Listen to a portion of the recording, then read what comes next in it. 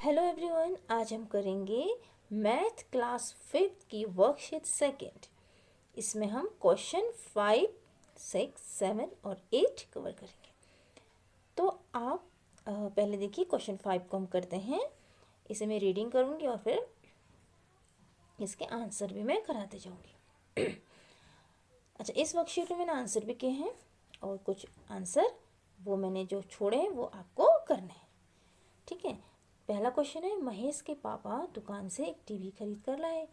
तो महेश ने अपने पापा से कहा, ये टीवी कितने का है? टीवी में कुछ ऐसे लिखा था 14500, लेकिन महेश उसे पढ़ नहीं पा रहा था। देखो बच्चों, आपको स्थानीय मान हम करा चुके हैं, क्लास 3rd में भी था और ये ही स्थानीय मान अभी रिपीट होने जा रहे हैं। जैसे 14500, इसको हम कैसे पढ़ेंगे? इसे हम स्थानीय मान के रूप में पढ़ेंगे। देखो 14500 में आपको दिखाती हूँ। अगर आप इसे देखेंगे तो ये लास्ट वाले इकाई कहलाते हैं। उसके बाद क्या होता है? दहाई होता है, फिर सैकड़ा होता है और फिर हज़ार होता है, फिर लास्ट में होता है 10,000।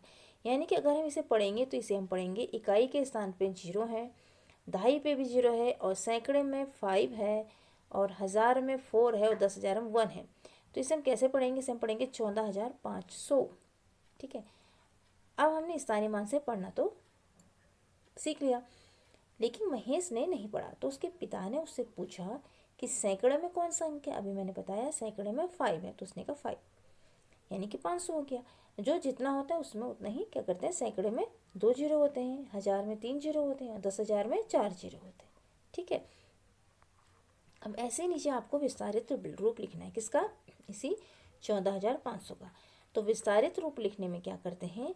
जैसे 14 है, ठीक है, यहाँ पे 14, तो जैसे हमने 1 लिखा, उसके बाद कितने जीरो हैं? 1 2, कितने फिगर है? 1 2 3 4 फिगर है, तो हम 4 जीरो लगा देंगे। ठीक है। ऐसे 4 यानी कि 1000 वाला जब हम लिखेंगे तो उसके बाद 3 जीरो लगाएंगे। 500 वाले में 5 लिखेंगे, फिर 2 जीरो। और दहाई में क्या करेंगे? दहाई में क्योंकि 0 है, लेकिन दहाई में हम अगर कोई अंक होता तो उसके आगे हम 1 जीरो लगाते और इकाई में वही अंक लिख देते हैं। ठीक है। तो ये हमारा हो गया 14,500 रुपये। अब नीचे लिखा है 34,506। इसमें कितने हज़ार हैं, कितने 10,000 हैं और कितने दहाई हैं, कितने इकाई? तो पीछे से हम देखेंगे, इसमें इकाई का अंक 1 है, 6। दहाई में 2 जीरो, 1 जीरो है, तो हम जीरो कर देंगे उसे। ठीक है। और सैकड़ा में कितना है? इसमें 5 है, तो 5 जीरो जीरो, यानी कि सैकड़ा में 5 है। अंक कितना है ना? 5 का अंक है और हज़ार में 4 का अंक है और 10,000 में 3 का अंक है। फिर इसी को विस्तारित रूप में लेकिन अभी हमने कहा जैसे 3 लिखेंगे, उसके बाद कितने अंक? 1 2 3 4, तो 4 जीरो कर देंगे। फिर 4, उसके बाद 3 जीरो है तो 3 जीरो कर देंगे। 5 के बाद 2 जीरो कर देंगे और फिर जीरो जीरो, यानी कि जो दहाई का अंक है वो जीरो है। तो दहाई में 1 अंक और 1 जीरो और, तो उसको हमने जीरो कर दिया। ठीक है, आप कन्फ्यूज हो करके। फिर 6 में इकाई का अंक है। ऐसे यहाँ पे आपको लिखा है 12। जो कैसे पढ़ेंगे? हम पीछे से पढ़ते हैं। मैथ्स में जब हम पढ़ते हैं तो बाएं से पढ़ते हैं। ठीक है। जैसे 9 है तो इकाई, दहाई, सैकड़ा, हज़ार, 10,000, लाख, 10 लाख। तो यह है 12,10,409। ठीक है। जैसे मैं कह रही इकाई, दहाई, सैकड़ा, हज़ार, 10 लाख, नहीं, इकाई, दहाई, सैकड़ा, हज़ार, 10,000। ठीक है। तो 10,000 आ रहा, फिर लाख, 10 लाख, तो 12,000 है ना। 12,10,409। ऐसे नीचे लिखा है इकाई, दहाई, सैकड़ा, हज़ार, 10,000, लाख, 10 लाख। इसको हमने विस्तारित रूप में भी लिखा है और शब्दों में पढ़ेंगे तो 15,12,530। ऐसे ही पैटर्न आपको करना है। जैसे 2500, 3000, तो यहाँ पे आपको 500 का गैप दिया है। जैसे 4,000 के बाद आप 4,500 करेंगे फिर 5,000, 5,500। तो आपको पैटर्न पहचानना है, कितना गैप है उतने ही में आगे बढ़ाते जाएंगे, उतना उसमें जोड़ते जाएंगे। यहाँ पे आपको 1350 लिखा है, यानी कि फिर 1500 आ रहा है। आप चाहे तो 1500 में से 1350 घटा लीजिए, तो आपको कितना मिलेगा? 150। तो हमने 150 जोड़ते हुए पैटर्न आगे बढ़ाना है। 1500 में 150 जोड़ेंगे 1650, उसमें 150 जोड़ेंगे 1800, फिर 150, 1950, 150 जोड़ के पैटर्न आगे बढ़े। ऐसे ही पैटर्न आपको बढ़ाने हैं, तो आप चाहे 100 के डिफरेंस में ले लीजिए पैटर्न, चाहे 200 के डिफरेंस में लीजिए, चाहे 50 के, बस वो बीच में गैप उतना होना चाहिए। आप जहाँ से स्टार्टिंग करें उसके बाद उतना उसमें जोड़ते जाइए। जैसे मैंने 1000 लिया है तो 1000 में 1500 लिया, यानी कि 500 का गैप किया। फिर कितना लोगे? 2000, फिर 2005, ऐसे ही बढ़ाते जाएंगे पैटर्न। ऐसे ही 1000 है 1250, यानी कि अब 250 का गैप किया 250 का, तो उसको आगे बढ़ाते जाएंगे, 250 उसमें जोड़ते जाएंगे। 300 600, यहाँ पे हमने 300 गैप किया तो 900, इस तरह से पैटर्न बढ़ेगा। 1200 है फिर 1400, यानी कि 200 का गैप किया तो 1400 के बाद आएगा 1600, 1800, 2000, 2020। तो ये पैटर्न आपको बढ़ाने हैं और ऐसे ही करते ही जाना है। इसलिए मैंने 2 3 आपके लिए कितने करे हैं, 6 हैं, तो मैंने 4 कर दिए, 2 आपको खुद बनाना है। ठीक है। अब है सोहन 72491 को 7,02,491 पढ़ रहा है। अब इसे आप देखिए कैसे पढ़ेंगे, इकाई, दहाई, सैकड़ा, हजार, 10,000। ये तो 72,491 है, पर उसमें गलत पढ़ रहा है। तो अगर अब इसमें हम 7 लाख कहेंगे तो लाख में कितने जीरो होते हैं, 5 जीरो। अभी मैं बताया इकाई में कोई जीरो नहीं होता, दहाई में 1 जीरो, सैकड़े में 2 जीरो, हजार में 3 जीरो, 10,000 में 4 जीरो और लाख में कितने जीरो होते हैं, 5। तो यानी कि 7 के बाद 5 फिगर होने चाहिए, जबकि 1 2 3 4 फिगर है तो हम एक जीरो लगा देंगे आगे। ठीक है। तो हो जाएगा 7000, फिर 2000, मैंने इसको विस्तारित रूप में भी लिख दिया है। ठीक है। 491, तो उसको हम जब जोड़ेंगे तो 702491, यानी कि 7,24,091, 7,02,491 से हम पढ़ेंगे। ठीक है। ऐसे 7,58,445 को कैसे लिखना है, तो 7 लाख में हम 5 जीरो लगाएंगे, 58,000 है तो हमने 58,000 को हमने 5800 हमने इसलिए लिखा है क्योंकि हमने 445 उसमें जोड़ना है। ठीक है। तो 5800, तो इसको हम जोड़ देंगे, ये इसमें 1 जीरो और आएगा, 5800 में 1 जीरो और आएगा। ठीक है। यहाँ पे 1 जीरो और लगाएंगे क्योंकि ये 5800 हो गया, यहाँ पे 1 जीरो और लगाएंगे आप। ठीक है। 58,000, तो फिर आपका ये सही हो जाएगा। ठीक है। इतना आपका आएगा 75,08,445, यानी कि 7,58,445। ठीक है। अब है बिना पुनरावृत्ति के इसको करना है, यानी कि हमें 4 अंकों की सबसे बड़ी संख्या लेंगे ना सबसे छोटी। अब देखो पुनरावृत्ति के बिना, देखो सोचो पहले 2874 है आपको। अब आप जब बड़ी संख्या बनाएंगे ना तो जो सबसे बड़ी संख्या है उसको आप 2 बार लिखेंगे, बाकी को फिर सीक्वेंस में, जैसे फिर बड़ा फिर छोटा, ऐसे छोटा करने में उसका उल्टा कर देंगे। जैसे मैंने यहाँ पे 2874 उन्हें दिया है तो सबसे बड़ी संख्या क्या होती है, 8 होती है, फिर उसकी छोटी 7, फिर 4 2, ऐसे उसका जस्ट अपोजिट। यानी कि जब आपको बड़ी संख्या करनी है तो आप ऊपर से नीचे आएंगे। ठीक है। और जो छोटी संख्या है लोग नीचे से ऊपर जाएंगे। बड़े में बड़ी छोटी छोटी और छोटी में छोटी बड़ी बड़ी, ये एक चीज़ क्लियर होनी चाहिए। जैसे एक जीरो वाला बता दी मैं आपको, लास्ट वाला 5403 है तो इसमें सबसे बड़ा क्या है 5430, और छोटी संख्या करेंगे जीरो आगे नहीं लिखेंगे, जीरो आगे लिख लेंगे तो आपकी 3 फिगर पे हो जाएगी। तो छोटी संख्या आप लिखेंगे 3, फिर 0 लगा देंगे, फिर 4 5। ठीक है। तो ये आपके इस तरह हो जाएंगे। नेक्स्ट में है, अब यहाँ पे आपको 3 अंक दिए हैं, लेकिन किसी एक अंक का 2 बार यूज़ करना है और फिर 4 अंक की संख्या बनानी, सबसे बड़ी सबसे छोटी। आप जब सबसे बड़ी संख्या बनाएंगे तो यहाँ पे ये ध्यान देना है, जो सबसे बड़ा है उसे आप 2 बार लेंगे। जैसे 8 है, इसमें सबसे बड़ा 387 है, तो आप 8 8 फिर बड़ा फिर छोटा लेंगे 7 3, और जस्ट उल्टा में सबसे छोटा 2 बार लेंगे 3 3 7 8। आया समझ में। जैसे 905 है, सबसे बड़ा क्या है इसमें 9, तो आप 9950 लेंगे, बड़ा ना फिर छोटा, और सबसे छोटी में सबसे छोटा क्या, जीरो आप नहीं लेंगे मैंने कहा, तो सबसे छोटा 5509। तो इस तरह से क्लियर हो गया आपका। ठीक है। ऐसे पूरे करने मैंने कर दिए हैं। ठीक है। आपको आप अपने आप करिए, फिर नहीं आया तो तब देखिए। ऐसे यहाँ पे है प्रतिबंधी, आपको यहाँ पे कंडीशन दी है कि आपको बड़ी और छोटी संख्या तो अपने मन से बनानी, लेकिन पहले इकाई का स्थान में 7 आएगा। यानी कि अगर आप सबसे बड़ा 9 ले लेते हैं ना, बड़े सबसे बड़ा ले लेते हैं क्योंकि अब बड़ी संख्या बनानी है, तो 9 8 फिर 6 7, इकाई को छोड़ देंगे।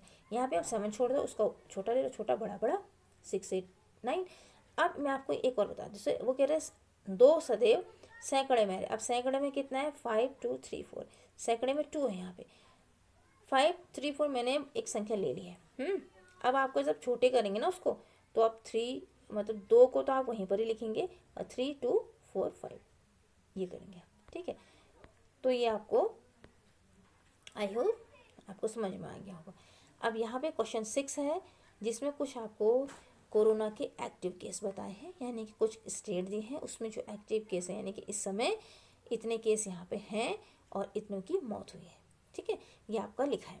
जैसे महाराष्ट्र में अभी एक्टिव केस जो इस बुक जब छपी किताब तब उसमें लिखा है कि 1,89,715 है, यानी कि 1,89,715 है, जबकि 41,502 की मौत है। इस तरह से हर स्टेट का अलग अलग लिखा है। ठीक है। अब आपको लिखा सबसे अधिक एक्टिव केस किसमें, तो ऊपर चार्ट में जाइए, देखिए सबसे अधिक एक्टिव केस महाराष्ट्र में है 1,89,715। और उत्तर प्रदेश तो महाराष्ट्र में टोटल कितने हैं, उत्तर प्रदेश में लिखा हमने 32,263, महाराष्ट्र में 1,89,715 है। कर्नाटक में कितनी मौत हुई है आप लिखेंगे 10,300 56, ये आपको चार्ट से उतार रहे हैं। ठीक है, किस राज्य में सबसे कम एक्टिव केस है? आप देखिए असम में सबसे कम है 5853, 853। आप आपको यहाँ पे लिखा है 10,356, ये बताना है किसका। अभी आपने ऊपर भी देखा महाराष्ट्र में, और ये किसका आंकड़ा है? ये मौत का आंकड़ा है। पश्चिम बंग, असम, आंध्र प्रदेश कुल एक्टिव केस, उनके कुल एक्टिव केस को लिखिए, उनको जोड़ दीजिए, वो कितना आ रहा है? 1,01,09 आ रहा है। तो इसको आप इस तरह से करेंगे। अब ये क्वेश्चन नंबर 7 है। गांव में 2 दुकानें, आपकी दुकान किराना स्टोर, पहाड़ी जनरल स्टोर, दोनों के रेट अलग अलग है। यहाँ पे प्रति क्विंटल लिखा है, यानी कि 1 क्विंटल में 100 किलोग्राम होता है। तो आटा देखो आपकी दुकान में 2400 रुपये क्विंटल, यानी कि 1 किलो 24 रुपये का है। और पहाड़ी जनरल स्टोर में 2350, यानी कि 1 किलो 23 रुपये 50 पैसे। ऐसी लास्ट में चीनी देख लेते हैं। आपकी दुकान में 1 क्विंटल 38 रुपये 50 पैसे का 1 किलो है, और पहाड़ी जनरल स्टोर में चीनी 37 रुपये की है। ठीक है, अब किस दुकान में आटा अधिक महंगा? आप देखो आटा कहाँ महंगा है, दोनों में कंपेयर करो तो आटा जो है ये आपकी दुकान किराना स्टोर महंगा है, इसलिए मैंने इसे किया नहीं, इसे आपको खुद करना है। और मैं आपको बता देती हूँ किस दुकान में अरहर दाल सस्ती। देखो अरहर दाल आपकी दुकान में 12,100 रुपये की है 1 क्विंटल, यानी कि 100 किलो, जबकि पहाड़ी जनरल स्टोर में 11,100 की है। तो सस्ती कहाँ है? पहाड़ी जनरल स्टोर में 11,100 की, यानी 111 रुपये किलो की है। ठीक है, और किस दुकान में चावल, देखो चावल का ये मैंने ये देखिए चावल, आप देखो चावल जो आपकी दुकान है वहाँ पे 3,000 रुपये क्विंटल, यानी कि 30 रुपये किलो है ना। 1 किलो में 100 किलो, 1 क्विंटल में 100 किलो होते हैं। और पहाड़ी जनरल स्टोर में चावल 3500 रुपये क्विंटल, यानी कि 1 किलो 35 का है। तो आपको मैंने निकाल भी दिया कि ये आपकी दुकान में किस में सस्ता है ये आपकी दुकान किराना स्टोर में सस्ता है। कैसा है कि 1 क्विंटल में 100 किलोग्राम होते हैं, तो 100 किलोग्राम में कितने रुपए हैं? 3,000 रुपये का है। तो 1 किलोग्राम कितना होगा? 3,000 को उससे भागा देंगे आप, 30 रुपये का होगा। ठीक है, तो ये आपका इस तरह से निकल गया। अब है आपकी दुकान जनरल स्टोर में 1 क्विंटल चीनी है। देखो आपकी दुकान इसमें चीनी जो है वो 3850 रुपये की, यानी कि 100 किलो चीनी 3850 की। तो आपके पास इतने नोट है, कैसे दिया आपने? देखो 2,000 का एक नोट देंगे, और 500 का एक देंगे, 200, तो 2,500, और कितना होगा? ये आपका 3,000 का नोट है, तो 3,000 का तो नोट होता नहीं है ना, तो इसको 2,000 करना पड़ेगा। 2,000 करेंगे और 500 500 500 के 3 नोट करेंगे ना, तभी तो 500 500 कितना होगा? 3 35 और 36 है। तो इसको यहाँ पे थोड़ा मिस्टेक हो गई है। ये आपका एक तो 2,000 का नोट है। कितने का नोट है? दो। देखो ऐसे करेंगे आप, 2,000, इसको दोबारा से कर लीजिएगा, प्लस 500, 500 के कितने नोट होंगे? 500 के 3 नोट होंगे। 500 500 500 35, और प्लस किसका नोट होगा? 100 का। तब ये आपके इतने हो गए 3700 रुपये की आपकी चीनी होगी। ठीक है, यहाँ पे आप ठीक कर लीजिएगा। 2,000 प्लस 500 प्लस 500 2 बार करना पड़ेगा। ठीक है, 3 होंगे, 500 500 500, तब आपका सही होगा। अब यहाँ पे आपको कुछ पैसे दिए हैं उन्होंने, और यहाँ भरना है। जैसे पहले उन्होंने ये भर दिया कि मतलब 2,000 के आपके पास एक नोट है, आपको 3850 रुपये भरना है। अब 3850 कैसे भरेंगे जबकि आपका 2,000, तो आप 2,000 की जगह 2,000 भर देंगे नोट। ठीक है, अब 500 500 के 3 नोट है, तो सिर्फ उनको वहाँ पे सिर्फ जो उन्होंने करा आपको वही भरना है। 500 500 में 3 नोट भर दीजिए, 100 में 3 नोट भर दीजिए, इसमें 1 नोट भर दीजिए, आपका ऐसा हो जाएगा। ऐसे ही आपका दूसरा 3700 3,700 लेकर, आप 3,700 कैसे एडजस्ट करेंगे? 2,000 500 500 कैसे एडजस्ट करना, ये आप पर डिपेंड करता है। फिर उन्होंने तीसरा वाला खाली छोड़ दिया, उसमें उन्होंने सिर्फ 3 लिखा है। किसमें? 500 में। तो 500 500 500 के 3 नोट जोड़ेंगे आप, और लास्ट में 50 50 के 5 नोट जोड़ें, तो 250 हो गए, तो कितने? 1,750। तो इस तरह से आपको ये फिल करना है। ठीक है, अब क्वेश्चन 8 है। मोहनी और अशोक को माचिस के तिल, देखो माचिस के तिलों से हमने आकृति बनाना सीखा है। और वैसे ही कुछ बंद आकृति होती है। बंद आकृति क्या होती है? जो आकृति, जैसे ये मैंने 2 माचिस के तिल ले ली, अब यहाँ पे मैंने इनको क्या किया? ऐसे जोड़ दिया, तो ये खुली आकृति, इसे बोलते हैं खुली आकृति। अब इसी को मैंने ऐसे करके बंद कर दिया, तो ये हो गई बंद आकृति। ठीक है, खुली आकृति होती है जिसमें इसके 2 कोने खुले होते हैं, और बंद आकृति जिसमें 2 कोने, मतलब इसके 3 कोने, चाहे जैसे ये है, अब ये भी बंद है, 4 हैं इसके पार्ट, जबकि अगर ऐसा कर देंगे तो ये खुली हो जाएगी। ठीक है, ये आकृति ये हुई बंद आकृति, मैंने जो बंद होती है, खुली मैंने जिसमें इसका कोई भी कोना खुला होता है। अब यहाँ पे ये कह रहे हैं कि मोहनी एक इसके बताए कितनी भुजाएं, जिसकी इसकी देखो 6 भुजाएं, 1 2 3 4 5 6 है ना। ऐसे आपके ये बताने, पहली वाली आकृति कितनी भुजाएं? 1 2 3 4 5 है, दूसरी की 1 2 3 4 5 6 7 8 9 10 है, और तीसरी की 4 है। ठीक है, और इसमें खुली आकृति कौन सी ये पूछ रहे हैं, तो पहले वाली आपकी आकृति खुली है, तो इसका आंसर आप लिखोगे फर्स्ट। पहली आकृति क्या है? खुली है।